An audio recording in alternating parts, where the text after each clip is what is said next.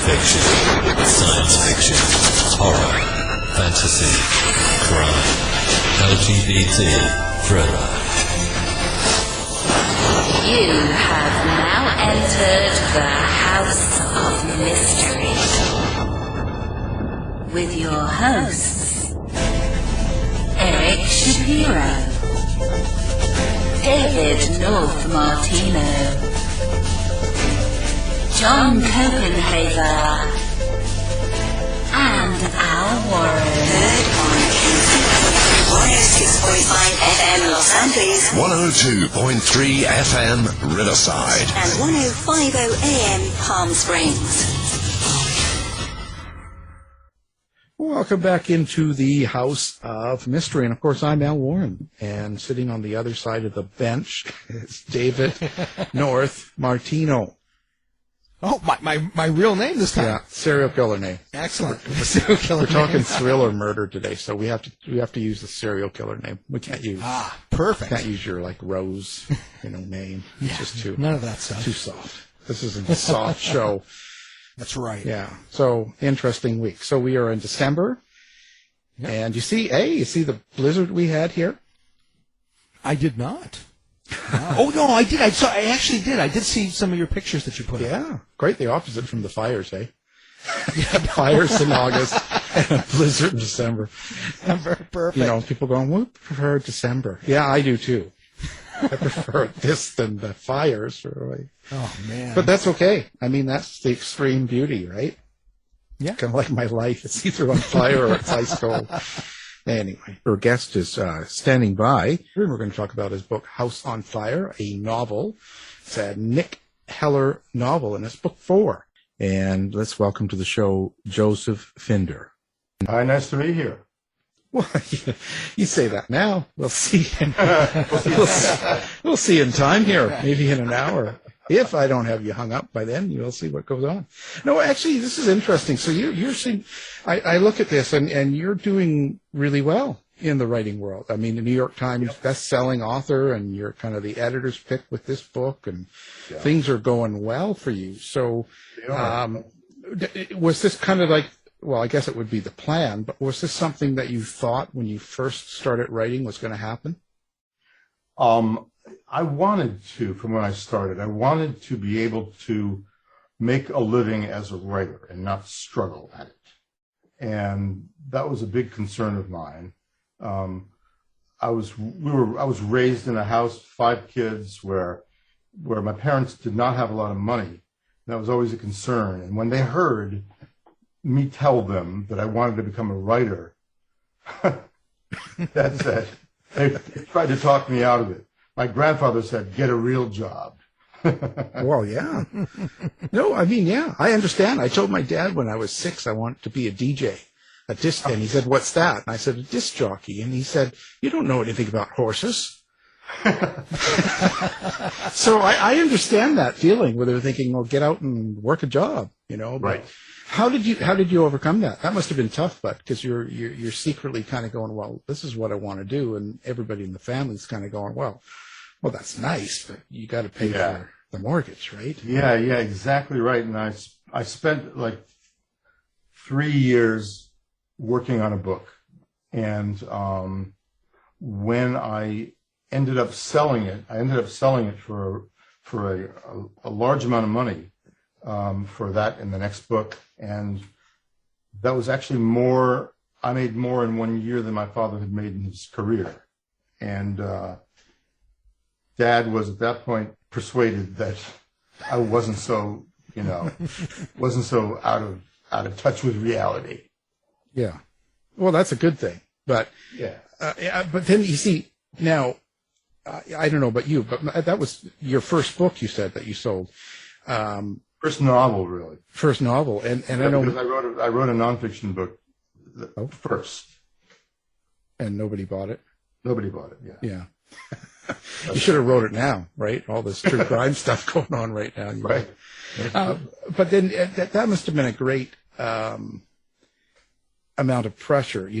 My first, when I did a book for a publisher who asked me to do one, and it sold a ton, and it did really well. I felt a great deal of pressure. That means I'm supposed to be a writer. Yeah, To follow up. right. All of a sudden, everybody's looking at you and going, well, what's he going to do next? And it's like, well, Exactly. I can't write. You know, I started going through all of this self-doubt and imposter feeling and all this, Yeah. and all that. So how does that go for you? I mean, I'm guessing didn't make that kind of money that you were talking about on that book. So what kind of pressure does that put on a person? Yeah, well, you know, all of a sudden people are asking, what's the next thing? What's your next book? And I hadn't quite figured out my next book. But it became clear to me that if I kept doing it, I could make a living at it. But you know, nobody tells you what kind of books to write. I knew I wanted to write. I loved a range of thriller writers.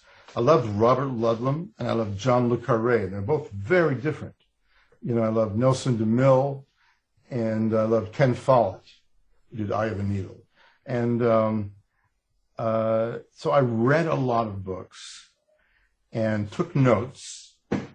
I sort of analyzed them. I kind of subjected them to CAT scans and analyzed how they worked and began to come up with an outline. That was how I wrote my first book. The second one, I was a little frozen. I was sort of concerned that I wanted it to be as successful as my first novel. I didn't know if it would be. I knew that I was putting my Russian knowledge into my books, which was a good thing. I was trained as what they call a Kremlinologist. I was trained to analyze Russian and Soviet affairs. And this was at the tail end of the Cold War. So my first novel became a story of the crumbling of the Soviet Union and what happened to us, the U.S., in the process. So I eventually was able to come up with an idea for my second book, but it was very different from my first one. You know, my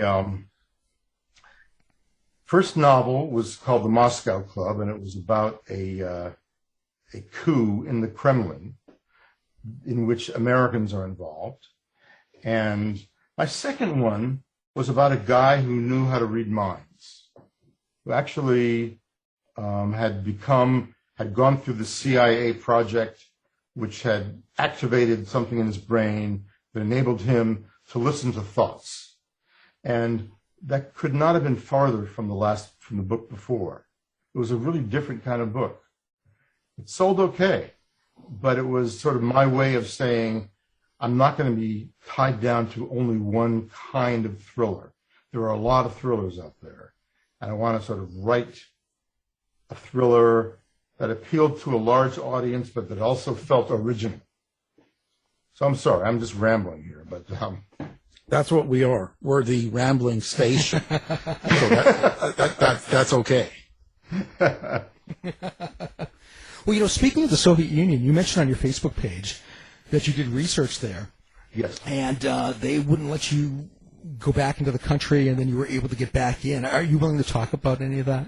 Yeah, a little bit. I do have to be careful about that. Okay. The Russians did not want me back after I wrote my first novel. They did not want me back in.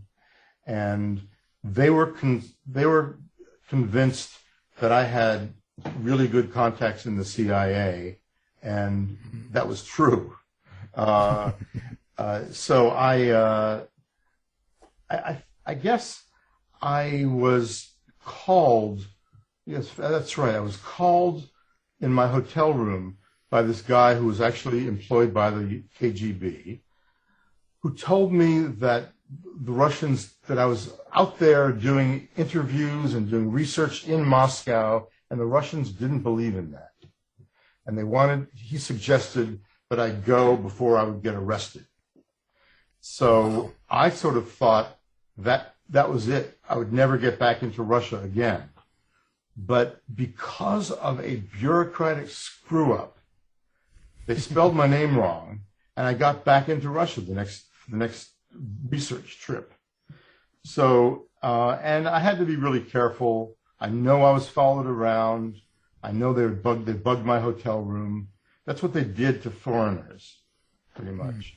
So, it was a little nerve-wracking being there, knowing that the KGB knew who I was. I think they figured it out after I arrived.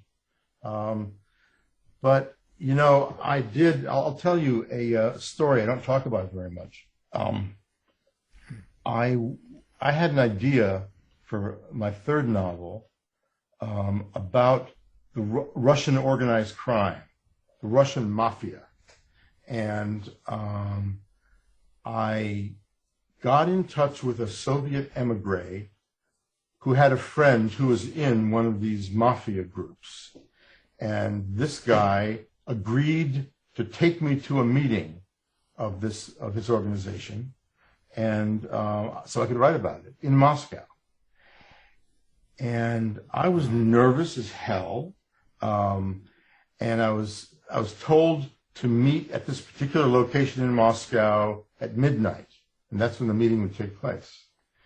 And I then got a phone call at my hotel room from this guy who was supposed to meet me, who said that the KGB had found out that I was in Moscow. They were convinced I worked for the CIA, and if I was to go to this meeting, I might well be killed.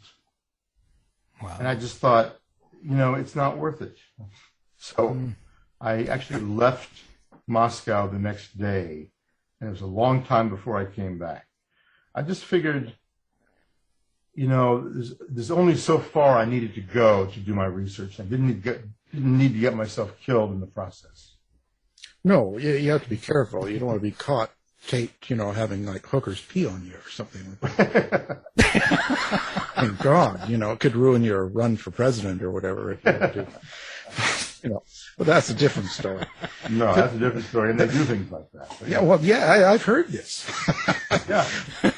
Well, you know, but this must be kind of because you have a goal in mind. You're writing a book, and you're covering something that's happened with spies in Russia, and you know, you've got all these ideas in your head, so you're doing research, and you're in the country and stuff like that.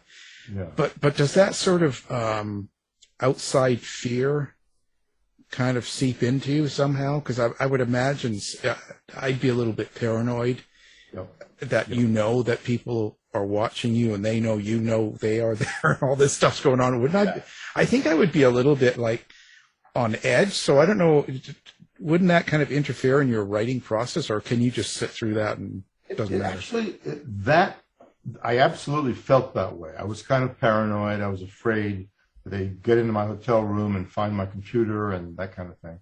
And I used that paranoia in writing the book, so that I knew what it felt like to be pursued in Moscow by government intelligence forces really. And I was able to sort of channel that fright that I had into the suspense of the book. So it actually turned out to be a good thing. Good for my book, anyway. Good for my life. Well, yeah.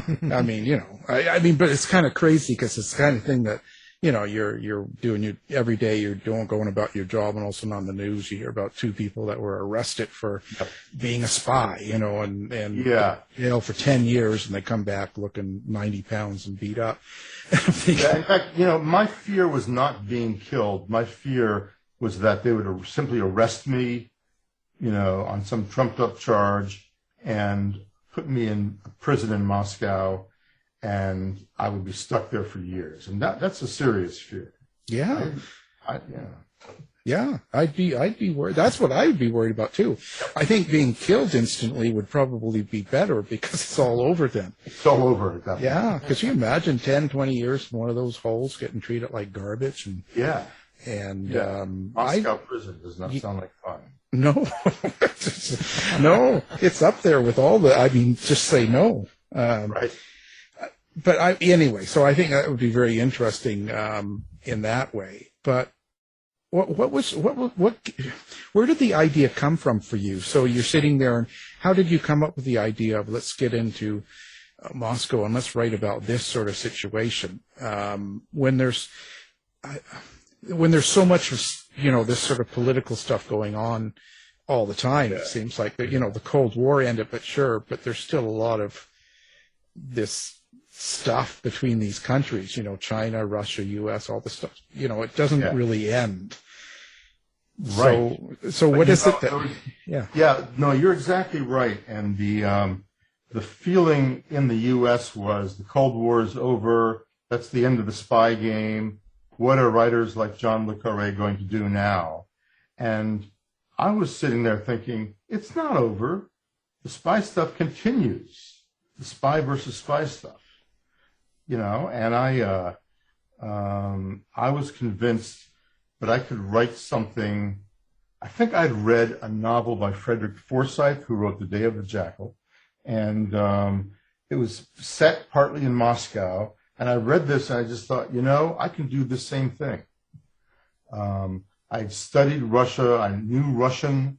I could set some scenes in Moscow and make them feel real, make them feel authentic. So I think it was reading Frederick Forsyth that got me excited about the possibility of my doing something like that, a thriller like that. So the big question, Jack Reacher or Nick Heller? Oh, well, I mean, I think Lee Child said something like, my money's on Reacher, but it would be tough. My feeling is that they would be so intimidating to one another that they'd become friends. But I mean, and Nick Heller, is not just like Jack Reacher. He's very different.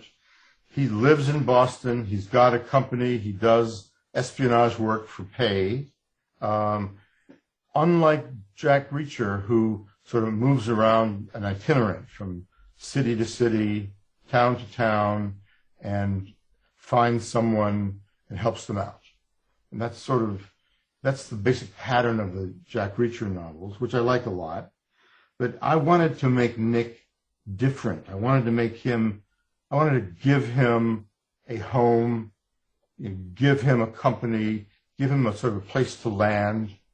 And I wanted him to be, he's ex-military the way Jack Reacher is, but I wanted him to be really savvy in terms of the business world.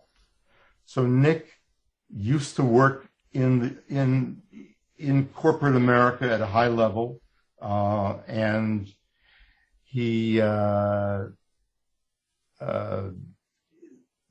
is on his own, but he has that base of knowledge. He's able to penetrate corporations because he knows how they work. He can talk the talk. He can dress the right way. He can blend in. He can be, as I say in one of my books, he could go to a board meeting as easily as he goes to an alley to beat somebody up.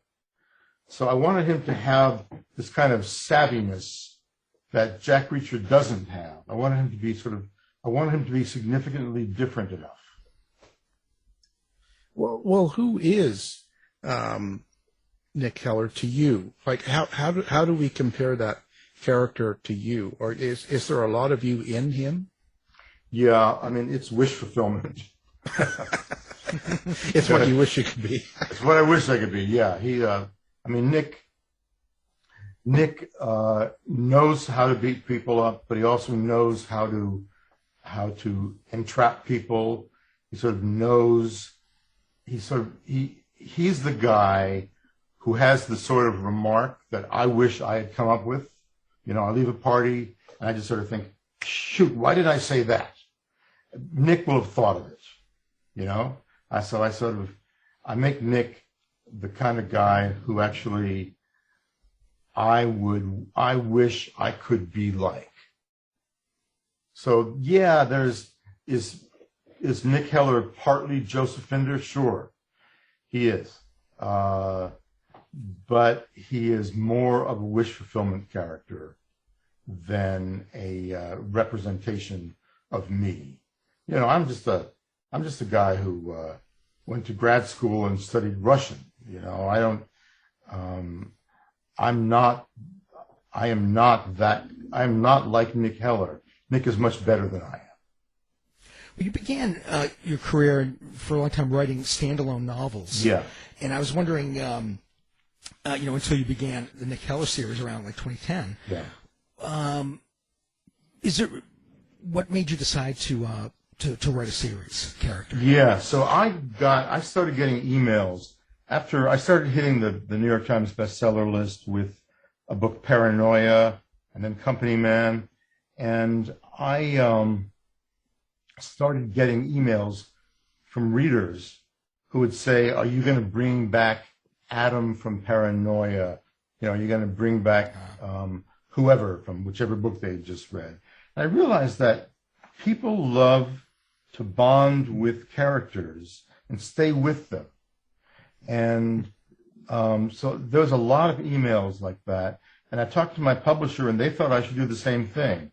And my first response was, but I don't want to do a character like everybody else. I, most of all, was influenced by a writer who's not that well known anymore, named John D. MacDonald. John D. MacDonald's books are loved, and he had a character in there, Travis McGee, who was smart, savvy, funny, and I wanted to do someone like that. So I said to my publisher, I will try writing a book with a character who I am inventing to sort of go the long term. You know, in a standalone, the hero of a standalone is very different from the hero of a series novel.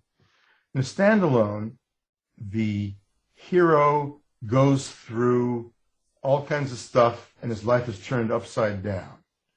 Well, you can't do that to a series character every book. That's just not plausible. So a series character has got to, he has stuff in his background, family stuff. He's got connections like that, but I did not want to age him. I didn't want to sort of encumber him with a wife and kids. I wanted him to be on his own. So he's a very different kind of character than my standalone characters are. I was nervous about trying a series. But what I learned is that once I had created Nick Heller, I knew what his life was like. I knew what he was like when I started the next book. Nick was like an old friend. So it's easier in some ways to write a series novel than it is to write a standalone. Well, would each book in this series stand alone in itself? But each of the Nick Heller books? Yeah. Yeah. I mean, this was advice I took from my friend Lee Child, who said, remember that people are not you're going to start adding readers as you go along. And you're going to find readers who are going to say, wait a second, Nick Heller book 3? I can't read this. I've got to start with Nick Heller book 1. So the way I set up my books is that you can read any one of the Nick Hellers. You're introduced to him, and you don't need to read them in any kind of an order. So that's my way of sort of bringing readers in who are intrigued by Nick Heller, but sort of think, oh no, I've got to read from book 1. You don't actually have to read from book 1. Situations that you put them in, and as the story develops, how do you know that it's good? And how do I say this? Because someone like me, I don't write fiction. I don't know that I could. I don't know that it's in me. And because it's like writing a song or something. You can put down certain words and it just sounds stupid. But other people like yourself can do it and it doesn't. How do you know when it doesn't? Well, don't forget that every writer starts out by being a reader. And I became a thriller author because I loved reading thrillers. So I have a pretty finely honed sense of what is exciting to a reader and what isn't. So I think I just think it's an instinct that I have. Yet at the same time, I'll give my manuscripts to my brother, who's a professional editor, and have him read it and have him kick the tires. And I'll give it to my agent. So I usually, by the time the book is published, it's gone through 3 or 4 different readers. So if I'm wrong and what I'm writing is not exciting, doesn't come off the page in full Technicolor, if that's the case, I know that my agent or my brother are going to tell me for sure. So I just have basically, I have good readers to double check on my own instinct. I wonder, so have you ever written something that you kind of hasn't passed the test? Sure, I have. Okay, let's see it. I have. No, I've written books that didn't quite work. And, so what I do is I sort of start all over. I sort of take the criticisms that I get from my brother or my agent or whoever and rework the book entirely before I submit it to a publisher. It happens. It's the funniest thing. I've published 17 novels by now, and you'd think I'd know how they work. But every time I start a novel, I feel like I'm doing it for the first time. It always feels new and a little scary to me. So I will screw up occasionally, and that happens. And that's why I have my backup readers, to make sure that I don't try to publish a book that's kind of messed up, a book that doesn't work. Well, yeah. So do you have that kind of disciplined writing approach? You can sit 9 to 5 days a week, or you can plan a time, okay, 11 to 3, I'm going to write today. And can you just sit down and write?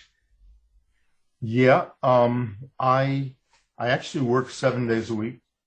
When I'm working on a book, I don't let a day go by without adding to it somehow. It doesn't mean I have to do a full day's work on a Sunday, but I will go into my office and work for at least an hour, a couple of hours. So yeah, I'm able to sit down and start writing, and I don't believe in writer's block. I like to say, and I've heard other writers say the same thing, that plumbers don't get plumber's block. Why should a writer get writer's block? Electricians don't get electrician's block. So if for some reason it's not going well, if the words aren't flowing, I know I have to approach this like a diagnostician and try to figure out, what is it? Do I not know the world? Do I need to do more research? Do I need to work more on the plotting? There's always a good reason why the words aren't flowing. So I don't believe in this kind of mystical thing that a writer can just suddenly stop writing. If that happens to me, I diagnose it and I fix it, and I go back to writing. Yeah, if your plumber doesn't work, then you got to get him to work. Right. You kick him in the butt and say, "Get this where I can't." Well, and I tie this to when you say that, you can just sort of sit there and go, but when you're in Moscow and you got that stress around you, you sort of absorbed it and put it into your book, maybe your characters or story. But what about when it's something that isn't really in your control? Because you chose to go to Moscow, let's say, and you're kind of choosing this field. But let's say we can take the pandemic, for instance, so the last couple of years, so you're kind of sitting more at home, or you're in more of a certain location where you're not moving a lot. But when there's that outside stress in something as big as this, like, because we don't really know the outcome. You're sitting there and you hear about all this, the people dying and the pandemic and all this stuff's going on. We don't know where it's going to go. Right. So when it's an unresolved sort of fear, because this is what I get. A lot of the writers we've talked to have said, well, I was unable to write. I was just so caught up in it, and I couldn't do anything. And we had others that said, "Oh no, I just jumped right into it. It's an escape writing and all this stuff." Yeah. So where are you putting yourself in that? Yeah, that's interesting, because there are two very different ways of approaching this. I found it hard to write the first few months of the pandemic. And then I realized, as you just said, that I was basically doing something that was an escape from the pandemic. I was able to go to my office and be somewhere else for 6 hours. And that became really appealing to me. People would say to me, "So are you going to write a book about a pandemic? Or are you going to write a book that is set during a pandemic?" And I just said, that's the last thing I want to do. I want to do something that's an escape from the pandemic, escape from the difficulties of regular life. So that's what I've been doing, is I'm ignoring the pandemic as if it didn't happen. My new book is set in 2019, right before the pandemic, before the world changed. So, I'm able to incorporate the stress of the world into my books in terms of the feeling of anxiety and suspense that I want the readers to feel.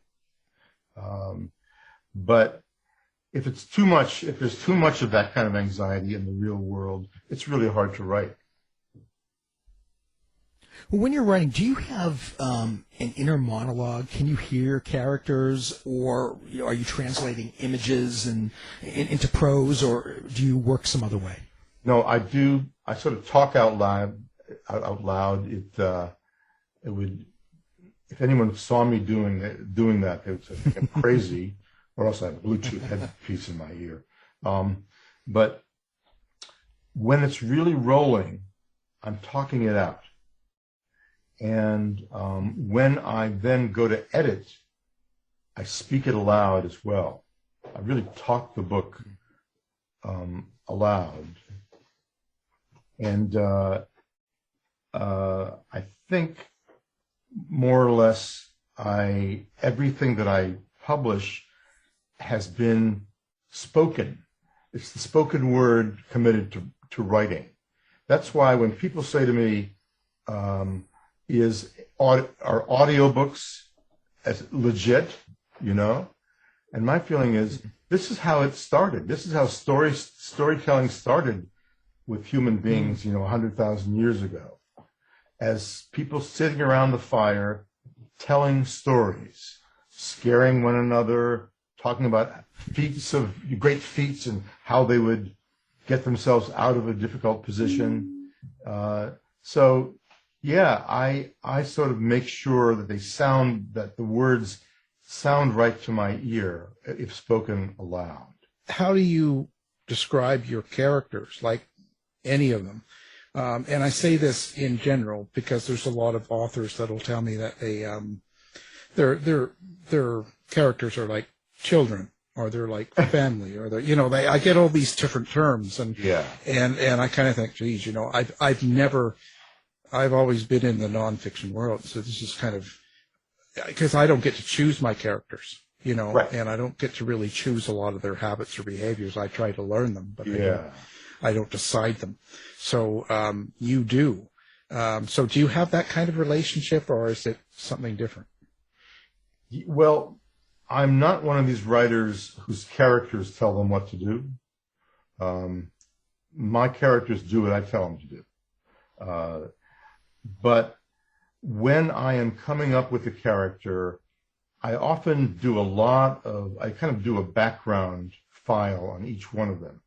I'll talk about their background, where they grew up, what their parents was like, what their home life was like, what they were like going to school, what they did for a living, what kind of sense of humor they have or not.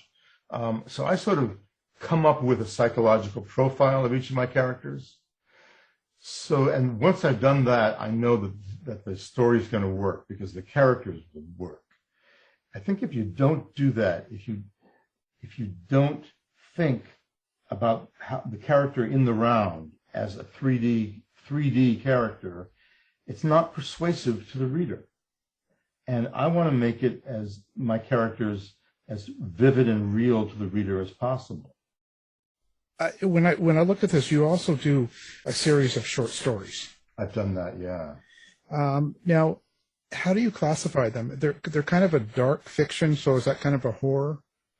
Yeah, well, that's an interesting question. I sort of try things in my stories that I wouldn't do in a whole novel, and they are kind of dark, and they are meant to have a surprise twist at the end. And one of the stories that I wrote is sort of would be categorized as horror. That's true. But most of them are thrillers that sort of are about something that would only work for a short period of time, as opposed to a novel which has got to keep going for 400 or 500 pages. So the stories are different. They're different kinds of stories that make a short story work. So when you do a short story like that, you have a lot less detail about some of the characters. Is that yeah?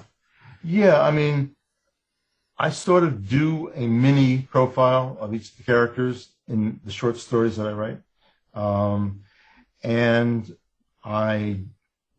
but I end up not using a lot of it because a short story has to really kick into gear right away, and people are not going to sort of sit through 20 pages of throat clearing. You know, they want things to happen, they want action, they want something exciting to be happening.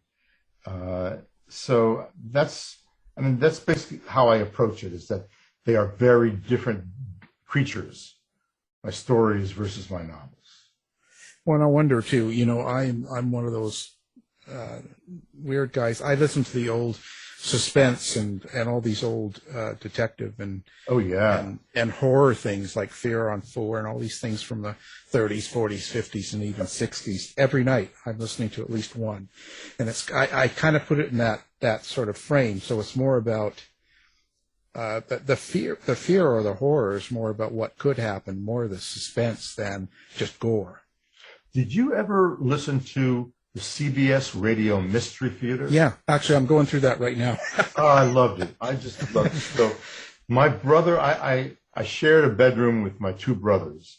And my brothers and I would listen to the CBS Radio Mystery Theater with the lights off. Yeah. And I loved those stories. And I began to listen to some of the stories that came out in the 30s and 40s. Right. When there was no TV, and you had to make it feel real to the character, to the listener. Also, my father, when we would go to bed when we were kids, when we were young, he would tell us a story every night. He'd make some story up, and they were usually kind of ghost stories. And I think I absorbed that. I sort of really was into that. And I did the same thing with my daughter. I would make up stories at night. And I think this is one of the things that made me into a writer, is the way my dad would tell us stories at night. I think that's so cool. I'm so into that sort of, they were able to pull off so much They in really the were, story yeah. in a short time. You could feel everything that was going on. Even the characters. It's truly amazing how, laying in the dark with my dog, and within 10 minutes, I already know how the character feels. Yeah. Like I know what they're going through. And that's truly amazing that they could pull that off, when today you could watch TV or, Netflix with all of the effects. Yep. And an hour into it, you still don't care about your character. Yeah, that's right. That's right. Yeah. And I don't think that, radio is not that popular anymore. This is sort of a real niche thing. Yeah.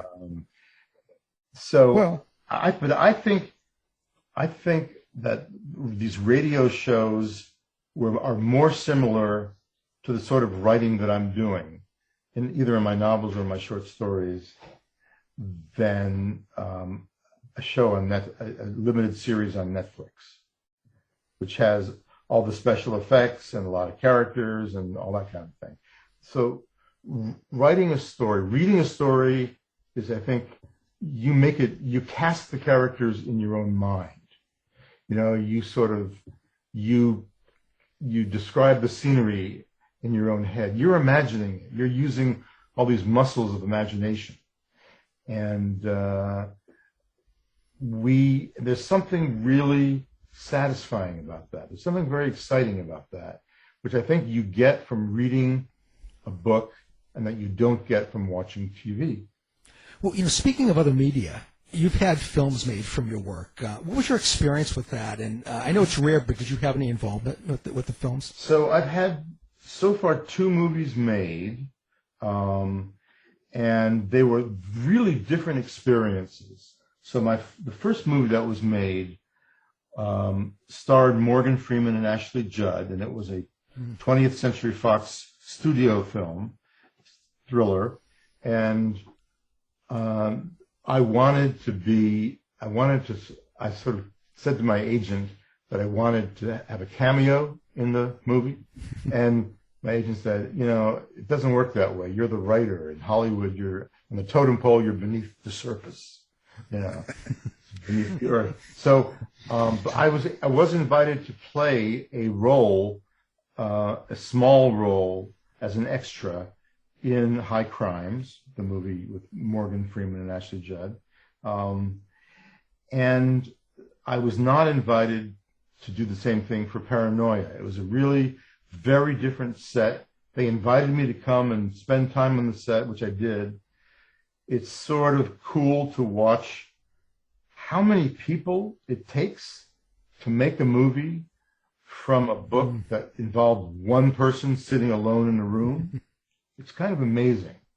So they were really different experiences. I liked High Crimes a lot more than I liked the movie Paranoia. But in both cases, I adopted the philosophy that there's nothing the writer can do about it. Just go along. If you're going to sell the rights to Hollywood, then that filmmaker owns the rights and is going to do what he or she wants to do. And you have no right to complain about it. So that's why I don't complain about, even though I didn't like Paranoia very much, I didn't get on a public, soapbox, so to speak, and criticize it. I sort of said to myself, all right, that was one person's interpretation of the book Paranoia. It's not what I would have done, but all that counts is that it works as a movie, And so I've learned to sort of be hands off, really, when it comes to TV and movies. I've got a number of projects that are in development in television as limited series. And one of them is my book Company Man, which is being developed as a limited series by a really talented guy. And they have not sent me the script. I have no idea what they're doing. I have no idea if it's any good. But it'll probably end up being pretty good. And it had nothing to do with me. It's funny. Yeah, I made up the story, but the movie is always going to be really different, or the TV show. It's always going to be different because they have to cut out characters. They have to shorten plot in some ways and sort of make things move very quickly. They make editing changes, and that's what you want them to do. You want them to make a good movie. Not a faithful movie, but a good movie. Yeah, it's like a 12-inch remix. Yeah, in a sense, it's like that. Yeah, you never know what's going to come out. Yeah. So now, if someone takes home your book, any one of them, they pick up one of your books, they read it. At the end of the book, other than the storyline itself, like the action and all that, and the entertainment, Do you ever have a subtext, or is there something else that you want people to take away from the book? Well, not really. I mean, I want readers to be diverted so much that they can't stop turning the pages. That's really what I want. And if I've succeeded at that, then I've succeeded in writing a thriller that works as an exciting book. I don't usually have messages. I don't try to communicate things through subtext. I'm all about what's on the page and making it as exciting as possible, but making it at the same time as realistic as possible, making the characters feel real. This is something that I've sort of learned a lot about as I've written 17 novels. You know, it's much easier for me to create full-blooded characters now than it was when I started out. And it's, you know, you sort of hope that as you're writing, you're getting better and better. Not always the case, but I sort of learn as I go along. And yeah, I think that that each one of my books has to work as a separate story, has to be exciting, and I want the reader to put it down at the end and look up and say, "Oh my God, it's 3 a.m." You know, I want them to lose track of time. That's what I'm after, not sending a message. Yeah, it made me stay up all night, and now I'm late for work. And yeah, I want to make you late for work. That's the goal here. You know, that's my goal. And you know, I was not only writing and having completed 17 novels, but as you get older and you live through life, I mean, because each thing that happens, you must learn about human nature. Yeah. Like, you know, with the pandemic, and you look at the way people act and react to it, and you look at the conspiracies, and you look at all the things going on and how people are behaving amongst. I don't know that you could just write that at will, thinking, oh, this is how people would be, until you've lived it. So it's something that comes with time as well, because if I would have wrote that 10 years ago, people would go, well, it's kind of silly, you know. Yeah. They wouldn't necessarily buy into some of the stories, you know. Yeah, I think that's right. I think that as we go along and read more and more books and experience life and things happen to us, you know, like one of the biggest things in my life was having a kid. And it really kind of reoriented my fiction, so that I very often have father and daughter characters in my books, and they come from a place of lived experience. I mean, I've been through it. I know what the problems are. I know what the excitement is. I know what it feels like, and how vulnerable it can make you as a parent to have a child and send them out in the world. So I think that as we go along, we can't help, you know, having experiences, and that cannot help but influence the writing. And I think it makes it richer. I think it really makes for a stronger book. When I read books that have been written by someone who's published a bunch of books, I know that basically they're going to get the basics right as to make it a thriller, but I also know it's going to have a richer texture to it than someone at the age of 23 writing a book. It's inevitable. Right. Yeah. It's a rarity that someone real young could put out something real seasoned, real. It's rare. It happens once in a while, but it's rare. Yeah. Oh, yeah. Because you don't understand until you've lived, and by the time you lived, you wish you were young again. Yeah, that's right. Too late. That's how it works. Now, if someone was to pick up one book, if you were to tell someone, if you could only give them one book to read, which would you suggest for them of your writing? Boy, that's a tough one. But, you know, I would say House on Fire, because it's a Nick Heller book. You get to sort of meet my series character sort of see him at his best. But I also think of other books of mine like Suspicion, which I really enjoyed. And one of my favorite of my books is Killer Instinct, which was at one point being developed as a movie, no longer. I think Killer Instinct sort of has a lot of what I think of as Joe Finder style. It's, characters that feel real, a sense of humor, and a sense of stakes and a lot of attention and suspense. So, I mean, those are the three that come to mind right away. Okay, now, do you like dealing with fans on social media? Are you interactive, or do you have a web page? How do you like people to get a hold of you? Yeah, I get a fair number of emails every week, and I answer them all. I consider it a privilege to have someone be so moved by something they read that they want to write to me and talk and ask me a question. When I was a kid, I fell in love with these books written by an author named Eleanor Cameron. And I sent her a letter. I loved it so much. I sent her a letter, care of her publisher, asking her all kinds of questions. And I got back a form letter. It was sort of a pre-printed form letter. But on the return address on the envelope was where she lived, was her actual address. So I sent her a letter right away saying, but you didn't answer my question.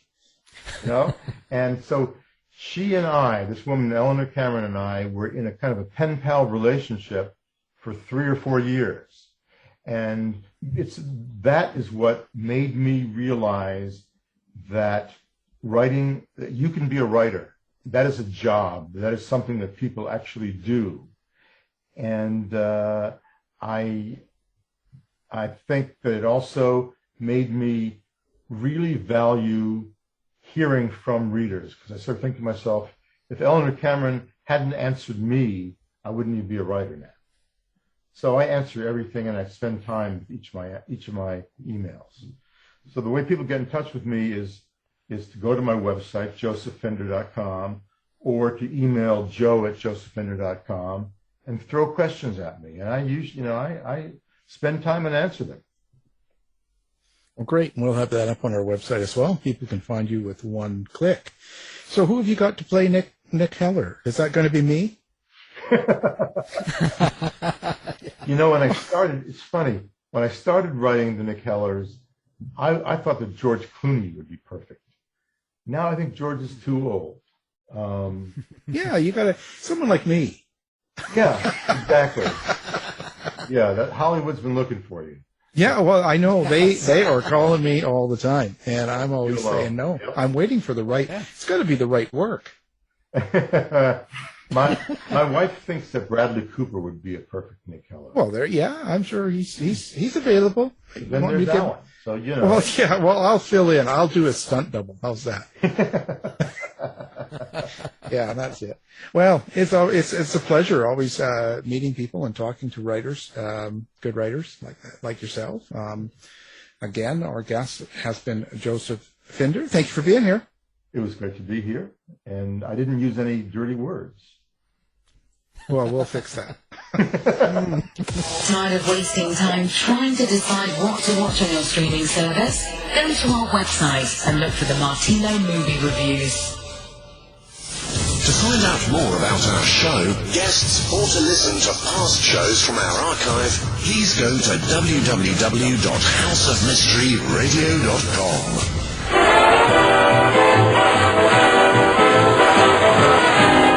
The mission has been completed. The end! By George, he's got it! It is the end! I'll say it. If you're lying to me, I'll be back. This has been a production of Something Weird Media.